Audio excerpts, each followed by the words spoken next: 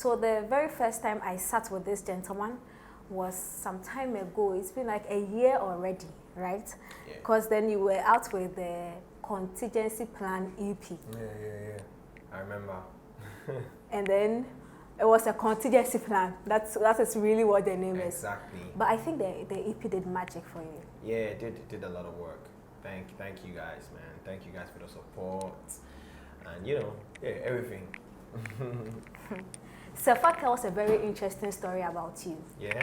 Yes. Let me hear it. That you were that lover boy in their girls' school. Lover boy saying. Yes, so like you see, is it house mistress? Ba? Yeah. Which school were you in at that time? I was in Bishop Herman. Bishop Herman. Yeah. So I know that for ladies, I went to a girls' school. When we have something like that, house mistress, bad boy, I mean, he is the prince of the school. Yeah, I was actually the prince. This issue will be hard. Yeah, I was the prince. To you then, how were you seeing women? Like, because we were used to drool over the guys when we see the, especially officer inspectors. Yeah. At that time, I just saw them as like, because all of them were like pretty much older than me. Because I've been there like pretty much all my life, so I saw them as my big sisters. And the good thing is everyone took care of me. Like everyone, for example, when the students were coming back from home, everyone would just bring something cute. Like, Madam, this is for Raphael, So everyone was just treating me like their little brother, and then it was all love all the time.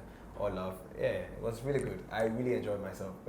Was that what shaped your perspective of love? I think so. I think it had a little bit of influence with regards to how I, how much love songs I make. Yeah. Because you make a lot. Yeah, I make a lot of love songs. Yeah. And the thing is, this album, like my first album, is kind of like my state of mind for the album. So it's kind of like controlling everything around what I create around this time. Do you know what I'm saying? So like everything is directed towards the album. That's like my first, my debut. So it's like, and it talks about love, and it's called Lighter, which is love is the answer, Lita. And so basically that's why. But then that doesn't mean that I don't make any types of, any other forms of, I don't talk about any forms of topics and blah, blah, blah, except love. No, I do that a lot. But just that the album is kind of like, shaping my state of mind and then making me talk about love a lot. Considering the magnitude of the word love, yeah. I mean, we human beings, we've sort of trivialized it though. Yeah. But like looking at how big love is, right? Will it be something hard for an artist to talk or sing about love their entire life? No, I don't think it will be hard. What will be hard is you gathering the experience, because it's pretty much easier for an artist to make music about like experiences that they have themselves. If you have the experience yourself, it's easier to make music. And if you're being told an experience, you have to feel it to be able to express it musically. And that's why I feel like it may sound a little bit of one way if the artist does not get a chance to have like experiences with regards to love in all the dimensions. Yeah. Okay. In which dimension of love were you in when you were recording audio love? Because I really, really enjoyed that song. Yeah, I think that at that time I was really loving somebody, and I was just crashing on somebody. I won't say loving. I was crashing on somebody in the UK, okay. And then I was in Ghana. And then at the point we lost communication, and then like we had a little bit of like all of that. And so I wanted to say that I'm here and I want to show you love over there. How best can I do it? Because she unfollowed me on IG. Ooh. And yeah, I think she blocked me or she limited my something like that, so I couldn't like send DMs. Yeah, so it's like see me again, see me again, oh. And I'm a toto, and I'm a chaka, and I'm a pulagba, and I'm a kuchu. It was one of those, just expressing the fact that Camidoh akoshe baby now unpesobe timinkana. Like the only way is to just send you my music or send you love via the audio. Yeah. And which realm was the Maria song written in of love? Maria was was also me just expressing how much I love the one that makes me happy. The lady I was loving at that very moment, but I think it was not that I think it wasn't me per se, but it was something. I think I was just talking about my guy in love and how much the woman makes him feel everything. Okay, so it wasn't an experience. No, wasn't a personal experience. I was being told. Oh, I experienced it as like an observer. Do you understand? Okay. I wasn't being told everything. Eyewitness account. Yes. Very, very. Thank you. Eyewitness. You know what I'm saying? So that was it for me. I was in the house and I saw how much, his birthday, the lady would pick him up, they would go, come back. And it's like he was attributing all of his success and, his happiness and everything to, the woman and all of that. So I kind of like got it and I just made the music about it. You are a brilliant songwriter. Thank you very much. Do you know when I loved you when you did Audio Love and all of that, but I actually fell completely when I heard the cover of Jackie's Forever. Right. That song, to me, I felt like it could never be fixed because, if it ain't broke, but you broke the song and you fixed it. Yeah. Thank you so mumuch. Thank you. I'm glad that I'm glad that you love it. Is he putting words together in Ewe? Because there was a blend of Ewe and Putu and how is your writing like? Like let's take a typical day. What intrigues you as a writer? I think first off it's the melodies for me. Like I love to hum the melodies a lot. Melodies that would what triggers melodies for you? Because my niece, if you are sweeping and there's some form of consistency in the sound, it's a dance move right there. I know. Music really means a lot to me. So it's like when I'm making music, I see it as, for example, it's just like a doctor or a surgeon who is about to operate on somebody. They really have to take everything off their minds and just focus on what's happening. Do you understand? So it's like at that very moment, I'm holding the needle, I'm holding the knife and all of that. All of my spirit is on the beat. And all of my spirit is like trying to like gather melodies that will make the next man or the next person listening feel it right in their heart. That's how I make music. So you realize that if you're with me and I'm making music, I don't like you to talk. Don't try to share your ideas with me. Don't do it. Just relax. If I ask you, you tell me. At that very moment, I'm considering the spirit. And for me, it's very spiritual when I'm making music. That's what it is for me. And so when I make music and then the next man comes and like, nah, this one or the beat, then I'd be like, nah, then that means I really didn't tap into my spirit. Because once the music comes from me, from within, it has to work out for everybody. Let's talk. Let's this conversation. Where were you when you got the feel for the Forever, the refix that she did? I literally chased them like so many months to send me the instrumental because what I didn't want to do is to download or make a similar instrument. I wanted a direct instrumental, the exact one. And so I don't know how, but one day, so many months after I was chasing them, one day I just called Mirror. I called him again, I was like, Baba, how far now? Like that thing they chase me today. Say, oh, you know what, like, sorry, we've been busy. But you know what, I'm sending it to you now. At that very time, I was getting ready to go to the gym. And then they sent it. And for the love that I had for the song, I just so I was dressed up and I was standing and I made the song before I went to the gym. So it took me like an hour to make that song. Like Makuma Abo, yeah, because of the things that were said in the song. My best friend was actually with me at that very moment. He was with me there. He was sitting down in the studio while I was making the song. I was stressed up. I was going to the gym. So I even thought that I would finish just the first verse and go and come back and then finish it. But when I finished the first verse and I sang the chorus, then the spirit was like, nah, there's no way I can leave this and then go and come back. Let me finish it now. Then I just listened to the first verse from the beginning to the middle. After the chorus, boom, the second verse came. The way you made the song, artists having to have management make decisions on their creative arts, like their creative pieces. Do you think sometimes it interferes with what they really want? As of course, you talk about spirit and those kind of things. If I'm an artist and I should feel that way about a piece of work I do, and you tell me, nah, we don't want it, I think it will break me. Yeah, well, it depends on what kind of deal you have with your management or whatever it is. Sometimes we sign some type of deals that do not allow us to really express ourselves, that allows the label to use you as a tool to express their ideas. Do you understand? Yeah, I do. There are labels, there are contracts like that. So it's like you're just a voice. You're just a voice. We write it for you. We show you the melodies. You just sing. I've been there before.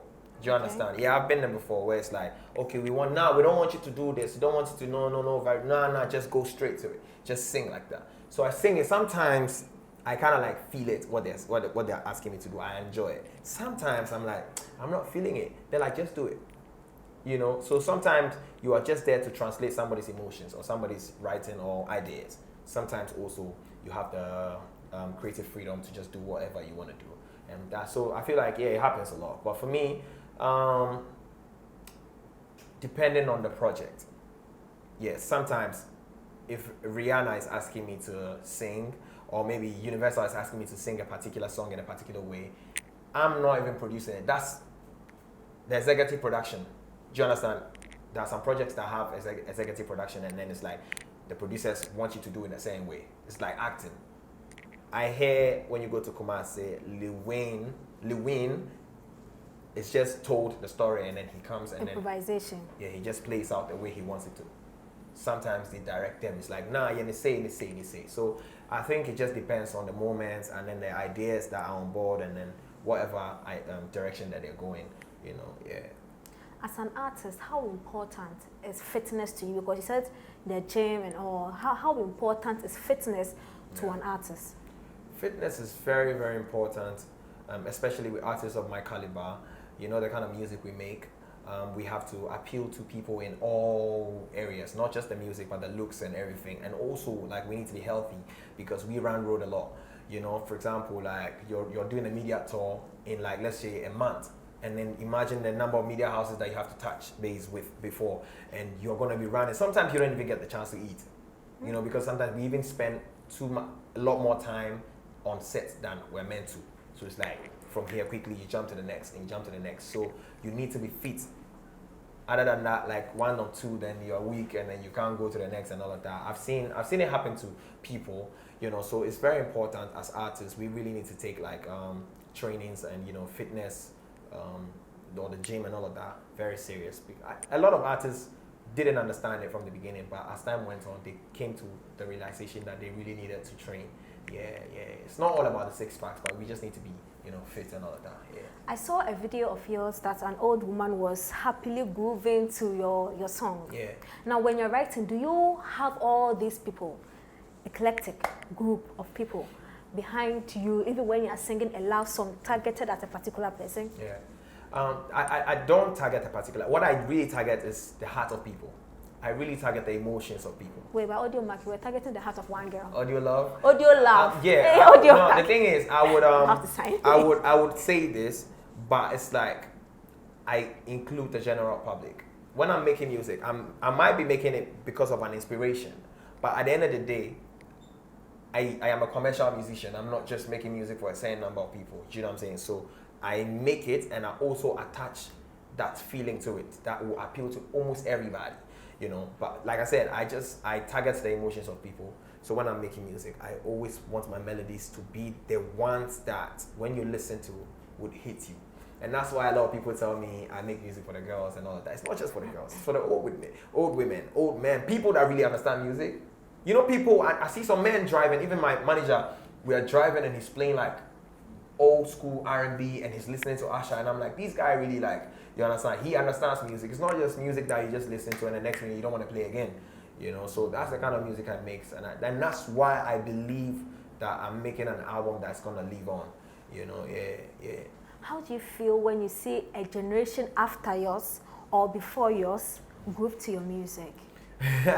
I feel blessed. It just kind of like affirms what I believe in. Okay. You know, what do you believe in? I believe that my music is really beautiful. It's really like the deal. You know, I believe that my music I know I really have it. And when that happens, then it affirms the fact that, you know, for real, this is it. You know, so sometimes I'm in bed and I'm just like, bro, you got it. You know, if it's just music, unless you put me in any other field. If it's music, I know and I have the like 100% self-confidence that I have it. You know, so sometimes when people refer to me as being underrated, I really don't, like, it doesn't bother me a lot. And I just feel like, just relax. Don't worry, it's coming. Do you understand? Yeah. Yeah. Do you fall on airway when you're singing? because sonically it sounds nice, because it's nice. I don't understand. Or really the message or the meaning of what you're saying is what actually makes you pick Ewe over English at a certain point when you're creating your songs? At a certain point, I feel like there's some words that would really hit people emotionally when it's Ewe than when it's English. For example, you made me confused, you made me crazy, you made me... I feel like we hear it every day. Now, what other thing can I say? Which other way can I say these, for you to like feel like this is new? What does it mean? Ooh, you know what I'm saying? So then I go to Ewe, I try it, and if I feel like it's emotionally strong, I go for it. If it's Chi and it's emotionally strong, somebody told me that I made Odoyewu, the word Odoyewu, like hit him emotionally. Like, you know what I mean? Yeah, that's what I was talking about. So that's what I'm trying to express to you right now. That if it is Chi that would musically express and emotionally carry the lyric, then I'll go for Chi. If it's Ewe, I'll go for Ewe. On my album, I have like 2 songs that I spoke Spanish. I sang Spanish. So I just want to make music for the world.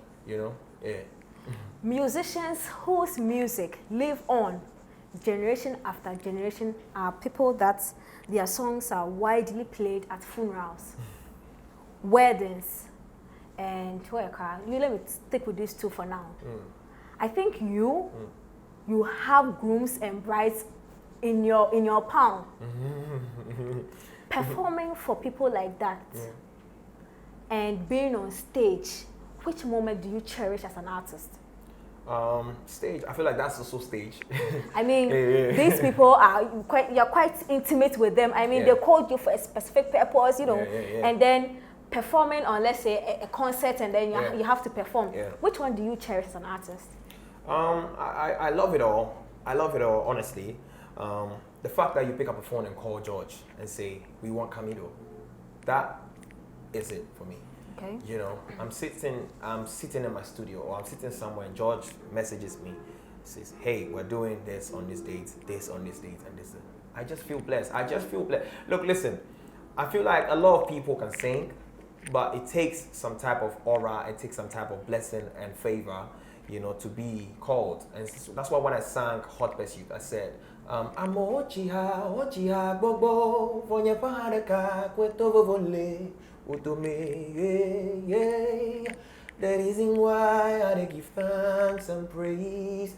Do you know what I mean? People make songs, but why is Mike standing out? It's only because God has, put a saying like light on me. It's only because God has ordained me. So only because I've been chosen to make, these people like want to listen to my music. We have music, and we have music. Do you understand? So I feel like I only go with the spirit. Yeah. And it makes everything beautiful. So every time I'm called to perform or, to do shows, I first of all just feel blessed. I'm like, wow, they could have called this other person, but they called me. Yeah, I don't feel like I'm a star and all of that. I only just want to throw my light. So whenever I go for weddings, every time I'm going to perform, I'm nervous. Wow. It means it's purpose. Do you know what I'm saying? Purpose. Every time I'm going to perform, this is my first time saying this, every time I'm going to perform, I'm nervous. Wow. It's not about like, are the people going to scream or are the people going, I'm just nervous. Like, I think I noticed that in one of the recent videos you posted, you're going to perform at a wedding, but you were at the gates and then they gave you the mic and then, like, you're sort of... Yeah, because it's like, these are spirits. Like, these are spirits sitting down there. Take it away from like just jumping and just saying this and that. Hey, these are spirits. These are human beings. And that's like the greatest of God's creation. These are human beings sitting down there for you to perform to them. So it's like, okay, all right. Like, may our spirits gel. You are actually really very deep. Thank I you. am a theater person. I have performed on stage. Right. It is really a spirit. Yeah. I mean, our lecturer will tell you that there was one night that we were so disorganized. He didn't talk. He didn't say anything. He just said, action. We're doing rehearsal and we came on stage.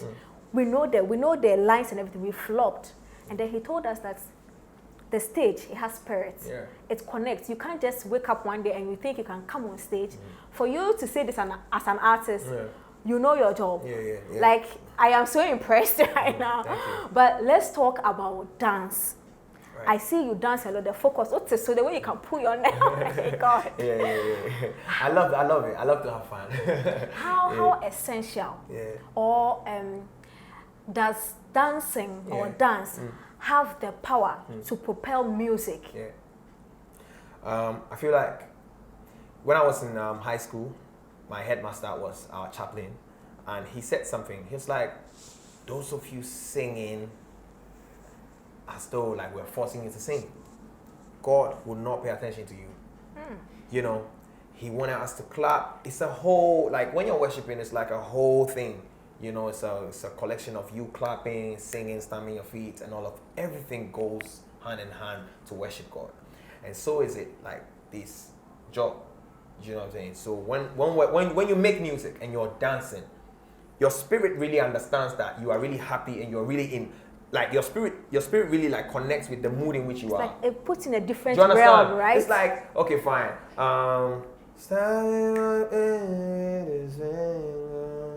It's like you just want to hum something at that particular time. You are not talking about the lyrics, you're not talking about the song. It's just humming something for you. That's what it is for your spirit. I can't really tell his story for him, but that's what I see whenever he's dancing. You can really see that his body's really connecting with the lyrics and the melody and everything.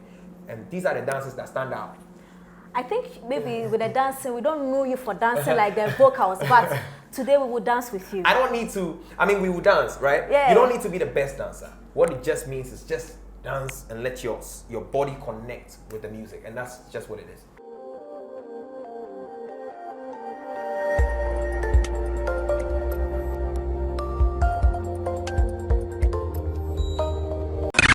One play. Add class to your music.